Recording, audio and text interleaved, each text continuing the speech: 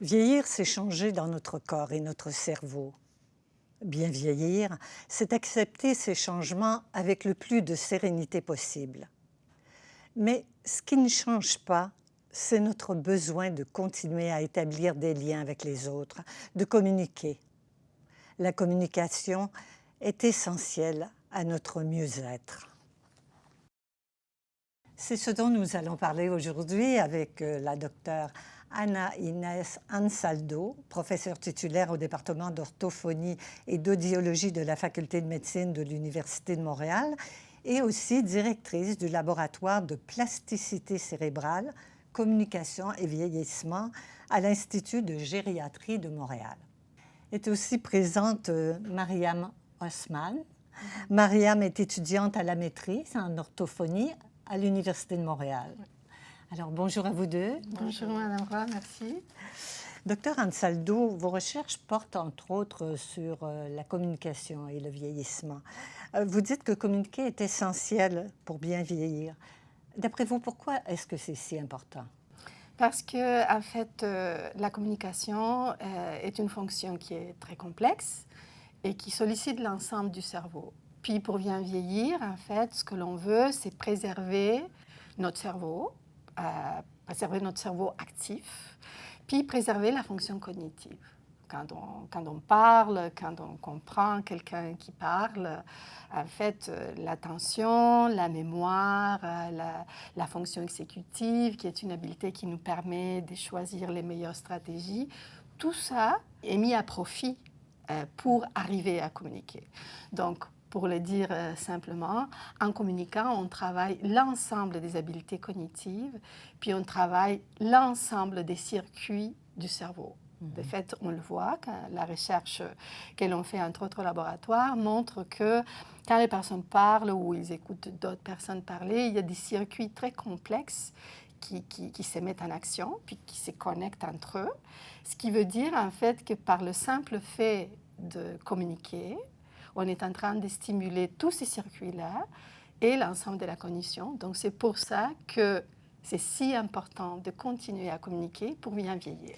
En fait, c'est une espèce de rempart contre l'isolement, communiquer. Absolument, Oui. absolument. Ça nous permet de ne pas s'isoler, qui est aussi une source d'accélération du processus de vieillissement cognitif. Mais par contre, chez certaines personnes qui vieillissent, en tout cas certaines personnes qui vieillissent ont tendance à s'isoler. Prenons le cas de personnes qui prennent leur retraite, par exemple, et qui se trouvent tout à fait coupées de leur milieu.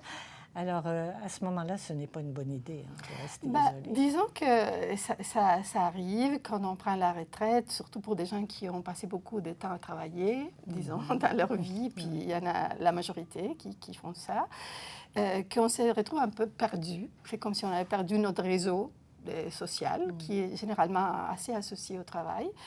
Mais ce n'est pas un problème, disons, et même que ça va nous amener à chercher de nouvelles activités. Parce qu'en fait, ce que le cerveau aime pour rester en forme, c'est les défis. Donc, si on s'implique, par exemple, dans des activités communautaires ou qu'on commence une activité nouvelle, comme par exemple, je ne sais pas, si on aime la musique, on fait un groupe de musique ou on va à une chorale, ou si on aime la lecture, on participe à un groupe de lecture. Il y a des gens qui aiment les langues, qui se disent, tiens, j'aurais toujours voulu apprendre telle langue. Ben, c'est une excellente idée. C'est possible à cet âge? Absolument. On a fait des études qui montrent en fait que les personnes âgées apprennent des langues aussi bien que les jeunes. Puis ça fait des changements très, très favorables au cerveau. Ça augmente la matière grise, puis ça crée une réserve cognitive pour le vieillissement. Donc, toutes sortes d'activités qui est significative va nous amener à des situations de communication nouvelles qui vont faire en sorte alors que notre cerveau va être actif et alors on va mieux vieillir. Encourageant. Bien vieillir. Moi j'ai quelqu'un dans mon entourage qui est un modèle d'un bon vieillissement. C'est une vieille femme de 88 ans. Là. C'est une arrière-grand-mère. Et cette femme-là, elle vit à la campagne au Liban. Elle est entourée de ses enfants, de ses petits-enfants, de ses petits-petits-enfants. Elle a énormément d'occasions de socialiser avec les gens. Et c'est aussi une femme que dans le passé, c'était une couturière. Et quand elle a arrêté de travailler, bien, elle a toujours continué à relever des défis dans sa vie quotidienne. Là où elle vit, elle a un jardin. Donc, c'est elle qui s'occupe de cueillir les tomates, de faire de la pâte à tomates pour toute la famille. Ses fils ont une terre. Quand c'est la saison d'aller cueillir les olives, ils lui ramènent ça. Et c'est elle qui les marine pour toute la famille à l'année au complet. Donc, c'est une personne qui a beaucoup... Elle joue un rôle important. C'est pas toujours facile d'être entouré d'autant de familles. Les gens n'ont pas toujours cette chance-là. Mais ce qui est important, c'est de jouer un rôle dans sa communauté. Peu importe lequel, d'être actif et de se sentir utile. Là, ça donne un sens à la vie. Exactement. Et la communication est présente dans tout ça, parce qu'on ne peut pas être avec d'autres personnes sans communiquer. Oui. Alors, vieillir, bien sûr, implique des changements qui ne sont pas toujours agréables. Par exemple, quand on est là à chercher le titre d'un livre, avoir des difficultés à présenter quelqu'un d'autre parce que tout à coup, on oublie son nom. Et la pire des choses, je trouve, en tout cas moi personnellement, c'est de chercher un mot dans une conversation. En fait, ce que vous décrivez là, c'est quelque chose qui a été très étudié. Ça s'appelle le phénomène du bout de la langue. C'est-à-dire, on a le mot dans le bout de la langue, puis on n'arrive pas à le trouver. Puis on sait ce qu'on veut dire, on sait exactement ce qu'on veut dire, mais on n'y arrive pas. On n'arrive pas à évoquer le mot. Puis ça, c'est un phénomène, en fait, qui est normal à tout âge. Ça arrive à tout âge. À tout âge. C'est pas quelque chose d'exclusif des personnes âgées, et même, c'est même pas plus fréquent chez les personnes âgées. Ah oui. Ce qui arrive, par contre, c'est la perception de ce phénomène-là est différente chez les personnes âgées et chez les jeunes. Parce que les jeunes, ils savent qu'ils sont jeunes, puis ils sont en forme, donc ils sont ça, puis ils ne s'inquiètent pas. Tandis que les personnes âgées, dès qu'ils commencent à avoir ça, là, ils se disent « Ah, mon Dieu, peut-être que je suis en train de développer quelque chose que je ne veux pas avoir. » Et alors là, l'anxiété rentre en jeu et ça fait en sorte que ça augmente la fréquence de ce comportement-là. Alors, ça fait encore monter les enchères, puis ce qui arrive, c'est qu'on a encore plus de difficultés. Mariam acquiescer. Je trouve ça très intéressant parce que moi, j'ai quelqu'un dans mon entourage qui a 55 ans à peu près et qui se plaint de tout le temps chercher ses mots. Et la façon que l'entourage va réagir, c'est de lui faire comprendre qu'elle présente des signes d'un début de démence. Donc, Non, c'est ça. Disons que dans des cas comme ça, ce qu'on conseille aux proches et à la personne, c'est premièrement de ne pas s'énerver, d'essayer de rester calme. Ce n'est pas dramatique de ne pas trouver un mot. On peut poser des questions, dire est-ce que tu veux parler de ça ou de ça.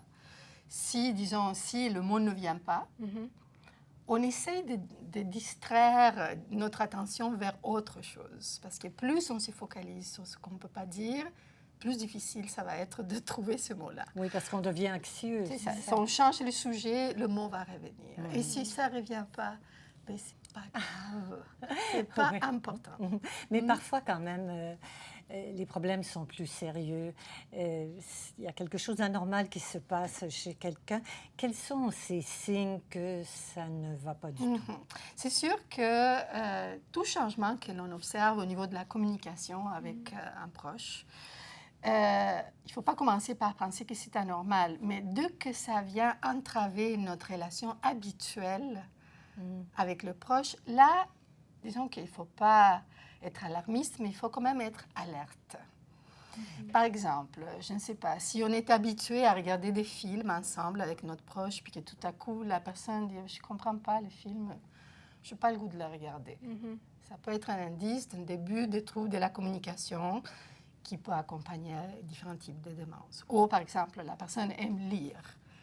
Et tout à coup, on lui dit, tiens, je veux tel livre, je veux te l'acheter. Elle me dit, non, c'est difficile de lire. Là, je n'arrive pas à suivre le texte. Il faut que je revienne toujours en arrière pour comprendre.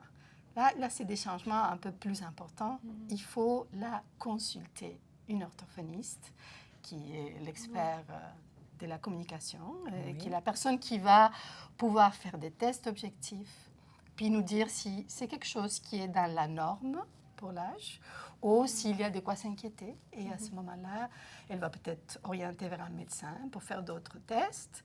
Et il va surtout donner des stratégies pour éviter ce type de situation où l'anxiété monte, parce que ça va compliquer les choses.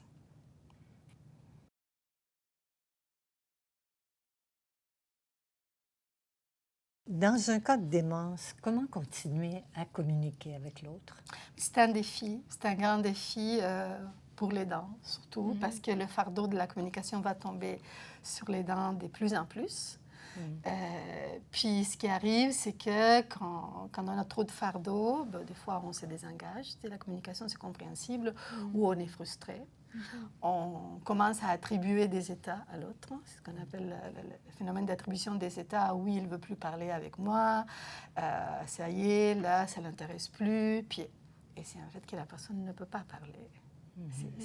C'est très difficile. Une façon de faire, c'est de simplifier la communication. C'est-à-dire d'éviter des phrases trop longues, trop compliquées. Et je vais vous donner un exemple, parce que je ne parle pas ici des phrases trop abstraites. Je parle d'une phrase comme, par exemple, est-ce que tu voudrais aller voir ton frère ce week-end à Québec, ou est-ce que tu aimes mieux qu'on invite nos amis avec lesquels on est allé en vacances? C'est simple, ça, non? Mais en fait, ce n'est pas simple du tout. C'est une phrase complexe avec beaucoup d'informations, beaucoup de personnes, beaucoup de verbes. Donc, ça devient très difficile. La personne est perdue. Et alors, soit qu'elle va répondre à côté de la traque parce qu'elle ne veut pas montrer qu'elle n'a pas répondu bien, soit qu'elle ne va tout simplement pas répondre. Et ça n'a rien à voir avec son intention de communication. Par contre, si on découpe cette phrase dans des petits bouts, comme « Est-ce que tu veux voir ton frère ?» Oui, non. Est-ce que tu veux plutôt voir nos amis? Là, on risque de pouvoir établir une communication. Donc, il faut s'adapter au fur et à mesure que la maladie avance et petit à petit, mettre de côté les mots pour passer à quelque chose de non-verbal, parce qu'à un moment donné, la personne ne sera plus en mesure de parler. Donc, comment on le fait? La communication, ce n'est pas juste du verbal, c'est le verbal, c'est le non-verbal, c'est-à-dire tout ce qu'on transmet par l'expression du visage, par la posture du corps même. Si je parle avec une personne comme ça, ou si je me mets comme ça, le message est déjà là. Ce que je fais avec mes mains, est-ce que j'ai les mains crispées comme ça, ou est-ce que mes mains sont plutôt relaxes? Est-ce que je la regarde avec douceur, ou est-ce que je suis trop énervée, ou je la regarde même pas? Le regard, c'est important. Le regard, c'est extrêmement important. Le regard, le sourire, tout ça, c'est du non-verbal. Mais il y a, disons, aussi un autre niveau de communication qui est très important, qui est souvent mis de côté. Ça prendrait 2 heures de ça, expliquer pourquoi, des fois, le verbal vient comme cacher l'affectif. Mais la communication, c'est aussi ce que l'on ressent. Et notre motivation est en dessous de ce qu'on dit. Donc, si on va chercher cette affectivité, on peut communiquer avec une personne jusqu'à la fin de la vie, par exemple, via la musique. La musique, c'est un élément de communication extrêmement puissant. Et comment ça fonctionne dans le cerveau? En fait, musique et langage sont 2 formes de langue. En fait. Oui.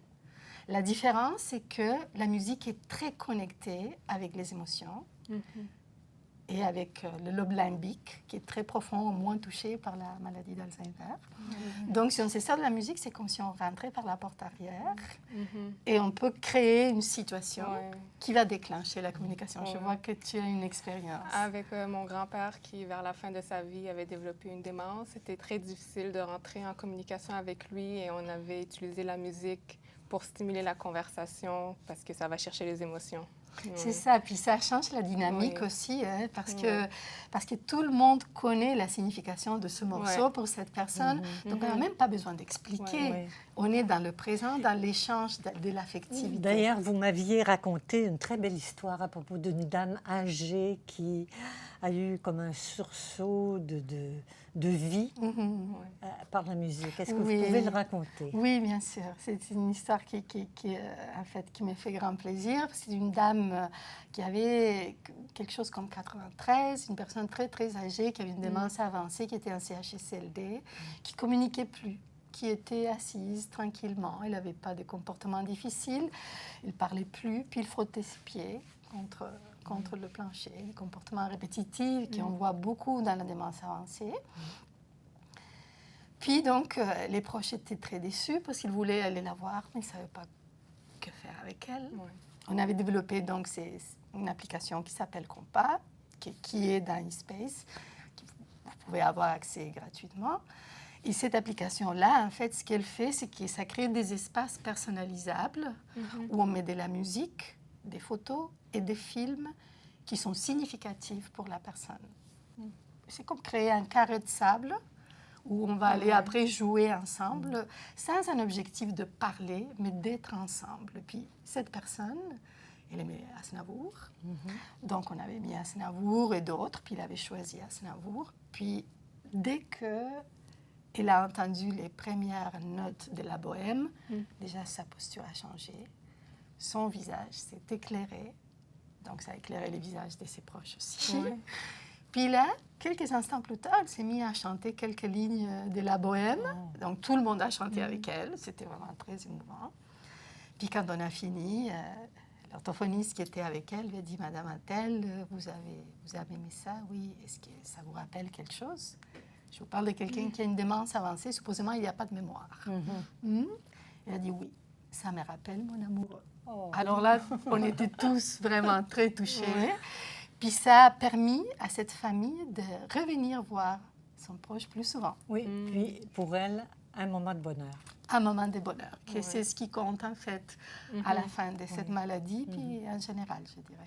Oui.